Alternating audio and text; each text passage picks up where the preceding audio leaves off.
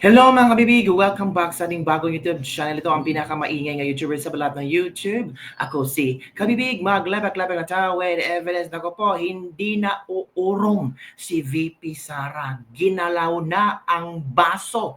Palaban na si VP Sara kasi sumugod na si VP Sara sa Korte Suprema. Naku mga kabibig, palakpakan natin. Ito na ang hinihintay natin. Nagagalaw na si VP Sara para supalpalin ang mga abusadong mga kabibig. Ito na sumugod na si VP Sara sa Korte Suprema at nagsampa ng petisyon para harangin ang impeachment case laban sa kanya. Eto ipapakita ko sa inyo ang kopya ng pagsugod ni VP Sara nung pagkanya. Ito na, copy, Republic of the Philippines, Supreme Court Manila, last Feb 17 na-receive ng Supreme Court. Sara Z. Duterte in her capacity as Vice President of the Philippines. Palakihin natin yan, kita yun naman, di ba? Petitioner versus House of Representative of the Philippines, represented by Ferdinand Martin G. Romualdez in his capacity as a Speaker of the House of the Representative, Reginald S. Velasco in his capacity as Secretary General of the House of Representatives, the Senate of the Philippines, represented by Francis G. Escudero in his capacity as President of the Senate. Petition for certiorari and prohibition. So, si VP Sara pumunta sa Korte Suprema para ipawalang bisa ang kanyang impeachment case at kung posible ay mag-release ng TRO ang Korte Suprema laban sa kanyang impeachment case. Ito na bika nga kabibig. Ginalaw na. Just in. Ginalaw na ni VP Sara. Di ba? Ano na yan? Akala niyo kasi VP Sara hindi siya iimik? Eto na. Anong masasabi niyo dito? Petition for certiorari and prohibition. Ito yung sinumite din kahapon ng mga Mindanaoan lawyers. So, mas nauna pala si VP Sara kasi received siya Feb 17. So kahapon Feb 18. So kahapon ang Mindanaoan lawyers. So maybe the other day, si VP Sara ay pumunta or hindi man si VP Sara pumunta, baka lawyers ni VP Sara ang pumunta, sumugod na sa Korte Suprema at nagsampa ng petisyon laban sa kanyang impeachment case. Nako, hintayin natin kabibig kung ano ang updates tungkol dito. Nako. Inihain ang petisyon para sa certiorari nitong Martes, Feb 18, sa araw rin na naghain ng parehong petisyon ay isang grupo. So kahapon. So same day. Same day pala na naghain si VP Sara at ang Mindanaoan lawyers. At same din, possibly same ang content kasi ang kay VP Sara, petisyon para sa certiorari at baka TRO din ito at prohibition. Naku, ito na ang sinasabi natin na ginalaw na ni VP Sara ang baso at hindi na siya magpapaapi, mga kabibig. Yung iba kasi akala na si VP Sara patahimik-tahimik lang, hindi gagawa ng aksyon tungkol sa mga maling akusasyon na itinitira sa kanya. So ngayon, it's time for her to stand up. And I'm sure maraming mga Pilipino ang palaging nasa likod ni VP Sara. Di ba mga kabibig? Sino dito ang susuporta kay VP Sara? Parang same lang yata sila ni Atty. Torion. Ito balikan natin kahapon ang video ni Atty. Torion at ang kanyang explanation kung bakit sila nagsampa ng petisyon. So balikan natin kabibig at ang mga rason nila. Let's watch this video. House of Representatives, specifically Rule 2, Section 2. No? You would be surprised of the 19th Congress House rules on impeachment. Why? Because under Section 2, Rule 2 of the 19th Congress, I'm a law dean, I'm a law teacher, that's why it's very important for me that their own rules should have been followed. But in this case, they did not even follow their own rules.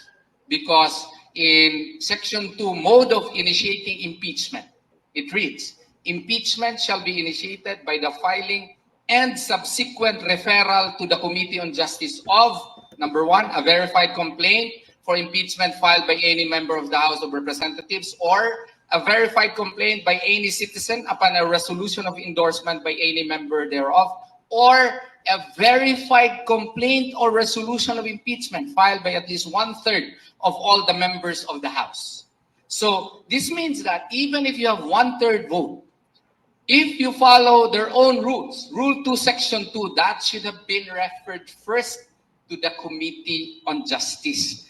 And then even Section 3 of the House Rules on Impeachment, it reads also, it is the duty of the Secretary General to immediately refer any complaint to the Speaker of the House. And under the last paragraph of Section 3, the Speaker shall have it included in the order of business within 10 session days from receipt. It shall then be referred to the Committee on Justice within 3 session days thereafter. That's their own rules. Section 3, Rule 2 of the 19th Congress House Rules on Impeachment. So, by reading this, they did not follow their own rules insofar as the 3 first impeachment complaints and even the 4th complaint, because it did not even pass through the Committee on Justice. And then finally, Rule 4, Section 14 of the 19th Congress Rules of Procedure, it even states that the verified complaint shall have specific recitations in the verification. It reads that we, after being sworn in accordance with law, depose and state that we are the complainants in the above entitled complaint, resolution of impeachment, that we have caused the said complaint, resolution to be prepared and have read the contents thereof, and that the allegations therein are true of our own knowledge and belief on the basis of our reading and appreciation of documents and other records pertinent thereto. Even this was not followed in the impeachment complaint actually filed in the Senate. So we have here a situation where the House of Representatives did not even follow their own rules and rushed in a blitzkrieg fashion the filing of an impeachment complaint against the Vice President of the Republic of the Philippines. So there you go ha. Yun ang statement ni Atty. Torion. So maghintay tayo sa statement ni VP Sara kung ano nga ba ang kaniyang posisyon hinggil sa kanilang isinumite na petisyon. Sabi dito ng mga kabibig ay, impeachment is revealing the truth. What are their reasons prohibiting the people to know? Why are they hiding? If they have integrity to protect with, they should be willing to unlock the truth and be open in public and defend themselves.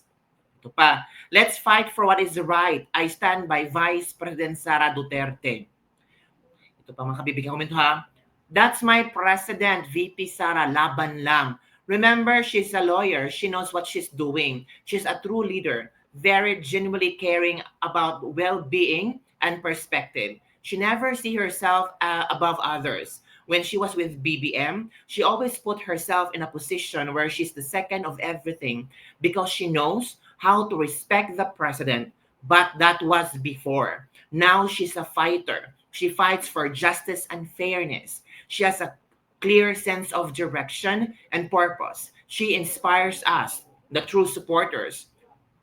She has to do with the tough decisions because that's how the true leader, with confidence, she will win. She acts with honesty, sticks with her values, and does what's right even when it's not easy. A true leader like VP Sara faces challenges head on. We will support her until the end. My next president, VP Sara Duterte in the Philippines 2028.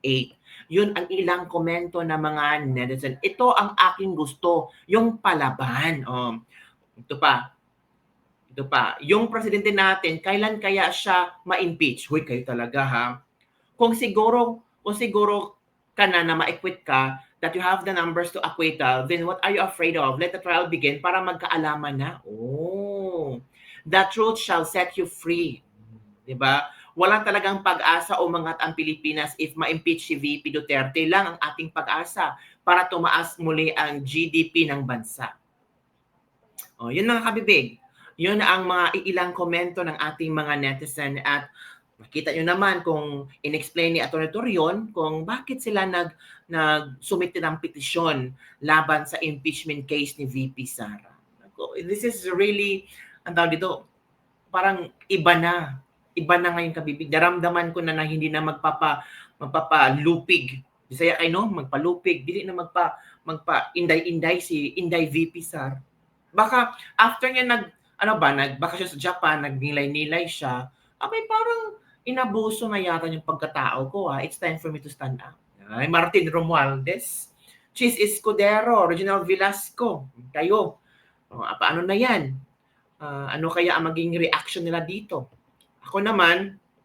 Tayo naman, hintay-hintay lang tayo kung ano ang mga latest development sa pangyayaring pag-issue na ito. Biglang na lang, tawag dito, na-shock ang mga netizen. Hala, nagsumiti pala si VP Sara. Akala natin na ang mga Mindanaoan lawyers lang. Same day pala sila nagsumite ng tawag dito, ito mga kabibig ha. Kita ko sa inyo kahapon din pala. Ang lawyers ni VP Sara ang nagsumite nito. Kita ko sa inyo, ayan. Yan dito mga kabibig, kahapon yan, yan ang kopya, yan. Yan mga kabibig. Talagang, ito na ang laban. Ito na ang totoong laban mga kabibig. Of course, kung alam ni VP Sara na wala akong tinatago at puro itong politically motivated, bakit ko pahahayaan lang sirain yung pagkatao ko?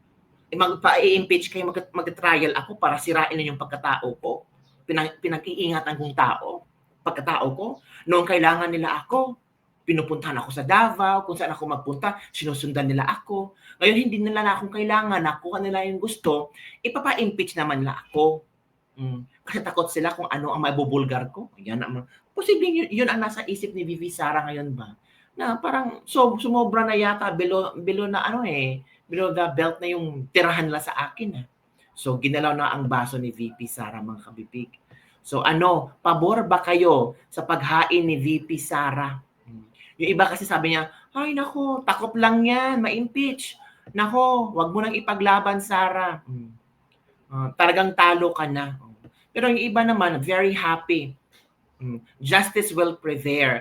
Kapag hindi ka lumaban, ay tatapakan ka lamang at yurakin yung pagkatao mo. Laban at nasa likod mo kaming 32 million na bumoto sa'yo.